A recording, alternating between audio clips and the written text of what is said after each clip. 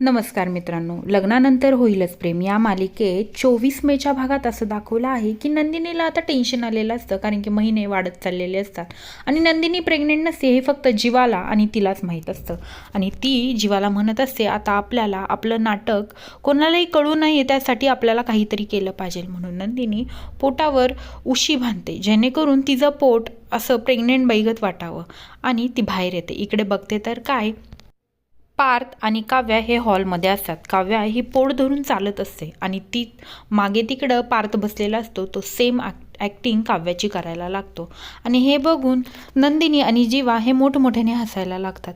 नंदिनी आणि जीवा का हसतायत म्हणून ती मागे बघते तर काय, तिची ॲक्टिंग पार्थ करत असतो.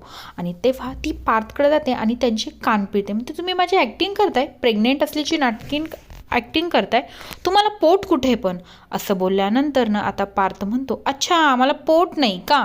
तर पार्थ तिथली उशी घेतो आणि पोटावर बांधतो आणि सेम काव्याचा एक हात पोटावर आणि हात पाठीवर ठेवून काव्यागत ॲक्टिंग करतो. हे सगळं पाहून नंदिनी आणि जीवा तसंच काव्याही हसू लागते.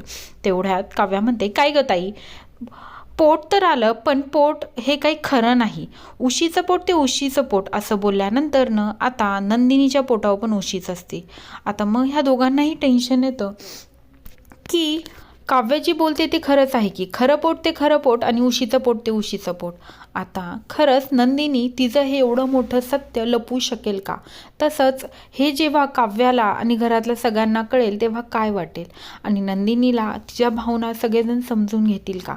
हे पाहण्यासाठी विसरू नका लग्नानंतर होईलच प्रेम आणि आजच आपल्या चॅनलला सबस्क्राईब करा. हा व्हिडिओ शेवटपर्यंत पाहिल्याबद्दल धन्यवाद.